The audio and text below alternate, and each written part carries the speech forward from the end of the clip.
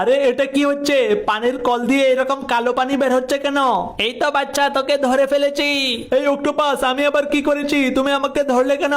তুই তো কিছু করিসনি, কিন্তু তোর মা বাবা আমার ছোট ছোট বাচ্চাদেরকে সমুদ্র থেকে ধরে নিয়ে চলে এসেছে। তারপর সেগুলোকে ফ্রাই করে তোরা সবাই মিলে মজা করে খেয়ে ফেলেছিস। আর সে কারণে তোর বাসায় এসে তোকে আমি ধরে নিয়েছি।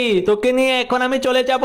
তারপর তোর মা বাবা বুঝতে পারবে যে সন্তান হারানোর বেদনা কেমন। বাবা বাঁচাও! কি বান্টির চিৎকার শুনলাম? বান্টি না এখানে গোসল করছিল? ওগো দেখো, এই বাথটবের পানিটাও তো কালো হয়ে রয়েছে। আমার ছেলেটা কোথায় হারিয়ে গেল?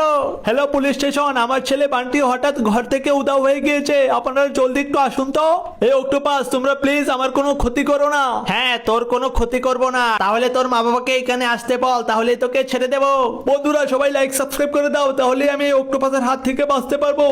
এই বান্টি, খাওয়া বন্ধ করো। তুমি কি জানো না শহরে কতগুলো জম্বি ঢুকে গিয়েছে, আর ওই জম্বিগুলো সব বাচ্চাদেরকে ধরে নিয়ে যাচ্ছে। তুমি আমার সাথে চলো, আমি তোমাকে নিরাপদে তোমার বাসায় পৌঁছে দিয়ে আসবো।